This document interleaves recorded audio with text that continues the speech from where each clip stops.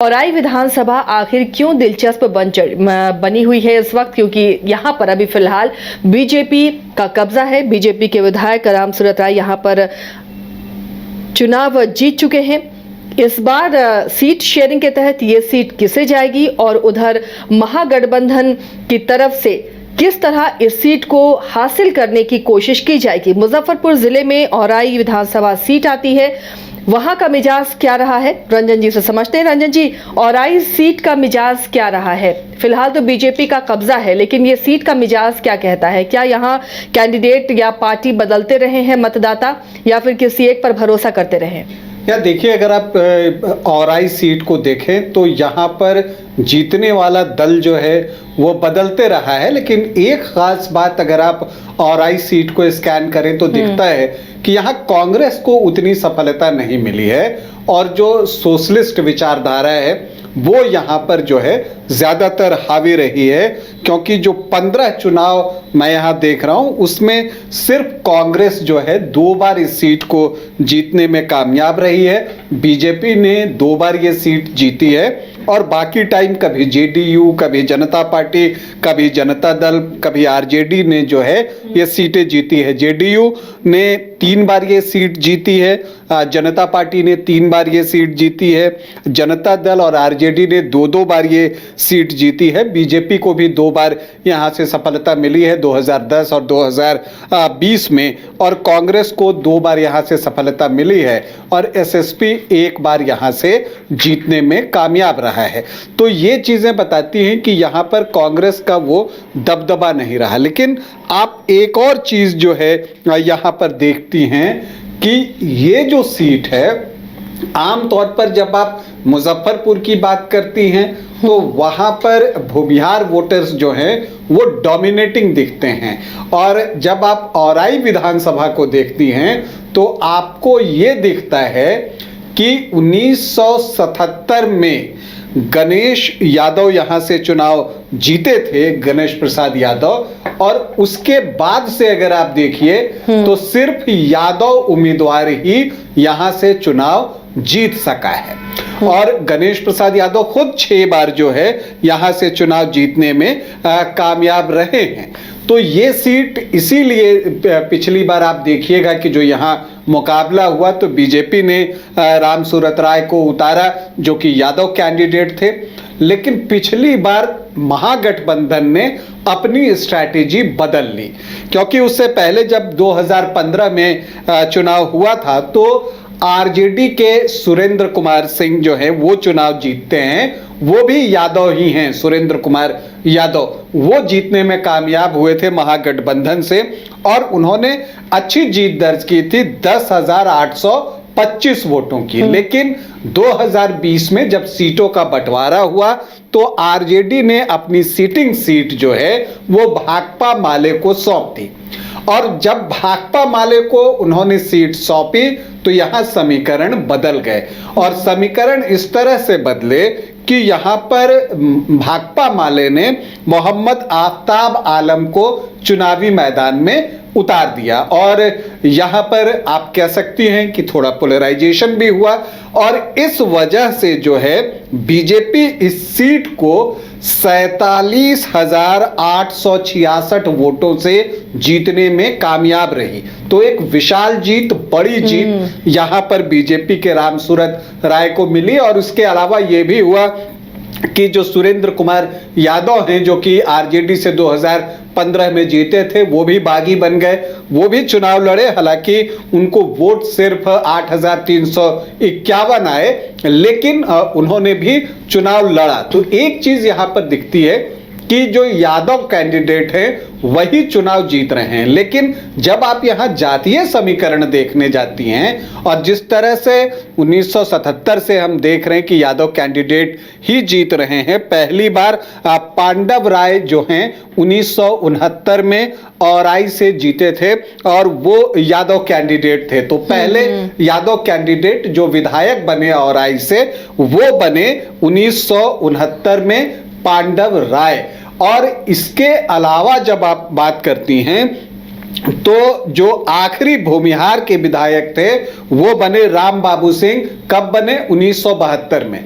उसके बाद से यहां पर भूमिहार विधायक जो है वो नहीं बना है, यादव ही जीतते रहे। तो इसको देखकर लगता है कि यादव का वोट प्रतिशत यहां पर ज्यादा होगा। लेकिन जब आप इसे देखती हैं तो आप देखती हैं कि जो यादव हैं वो 13-14% हैं और जो भूमिहार हैं वो भी 12-13% हैं। तो ये दोनों एक तरह से एक दूसरे को न्यूट्रलाइज कर लेते हैं। अगर यादव वोटर एक तरफ जाता है, भूमिहार दूसरी तरफ जाते हैं, तो वो मामला जो है बराबरी पर आ जाता है।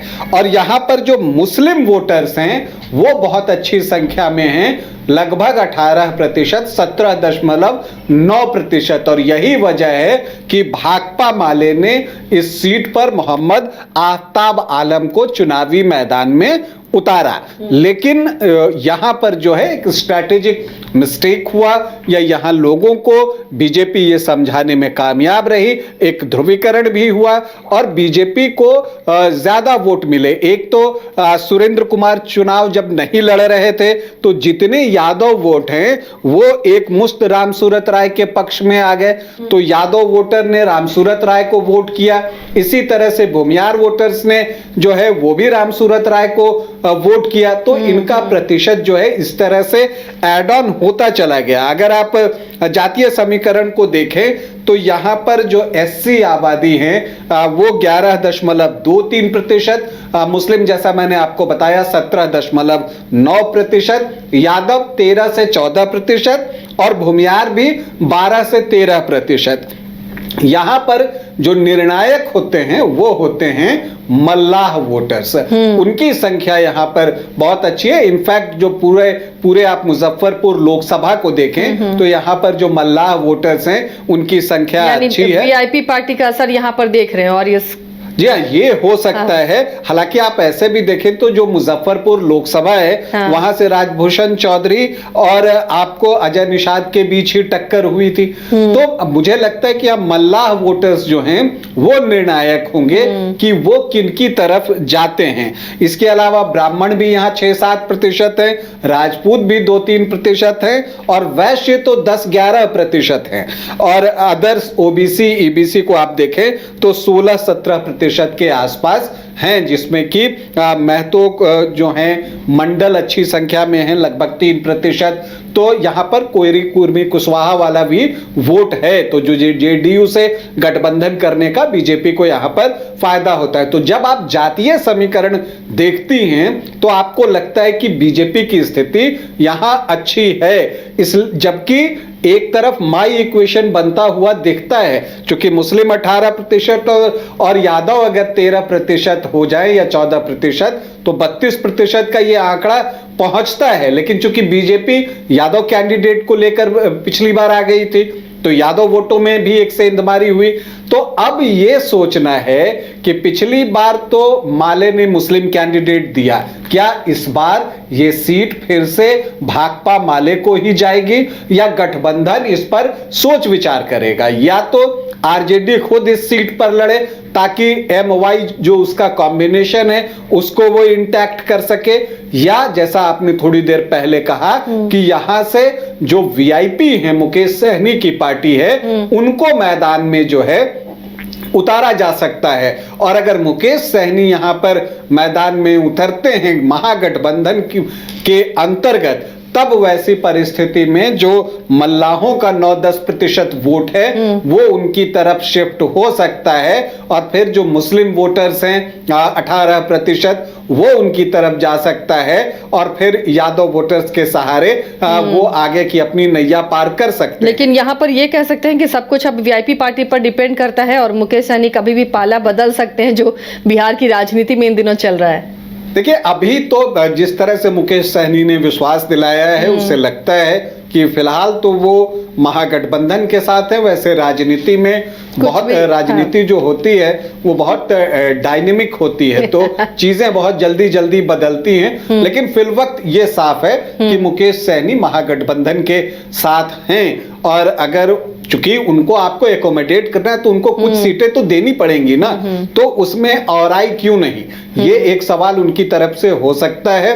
और औराई में वो कोशिश भी करेंगे कि ये सीट उनको मिल जाए। लेकिन इतना कुछ होने के बाद भी जो है यहाँ पर जो जातीय समीकरण आप देखती हैं तो वो दिखता है कि वो बीजेपी को थोड़ा सपोर्ट करता है, क्योंकि आप देखिए भूमिहार 12-13% और ब्राह्मण भी 6-7% हैं और राजपूत भी 2-3% हैं और वैश्य 10-11% हैं। और जो ईबीसी की जो संख्या है वो नीतीश कुमार चूंकि राज्य के मुख्यमंत्री हैं, एनडीए फोल्डर में हैं, तो ईबीसी का वोट जो है वो नीतीश कुमार को जाता है। तो उनकी एक छवि रही है कि ईबीसी वोटर्स उनको वोट करते रहे हैं और ओबीसी में जो उनकी जाति के वोटर्स हैं वो तो वोट करते ही हैं। तो जो ओबीसी और ईबीसी का जो 16-17% का चंक बन रहा है उसमें से ज्यादातर वोट जो है वो एनडीए के साथ आ जाता है। तो ऐसी परिस्थिति में नीतीश कुमार का साथ मिलने से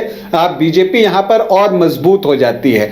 अब देखना है बीजेपी फिर से रामसूरत राय को ही जो है वो चुनाव लड़वाती है या जो है वो अपना प्रत्याशी बदलती है, क्या करती है, क्योंकि रामसूरत राय जब पहली बार 2020 में एनडीए की सरकार बनी थी तो उसमें राजस्व एवं भूमि सुधार मंत्री भी थे और उस वक्त एक ट्रांसफर पोस्टिंग लेकर जो है कुछ विवाद भी सामने आया था।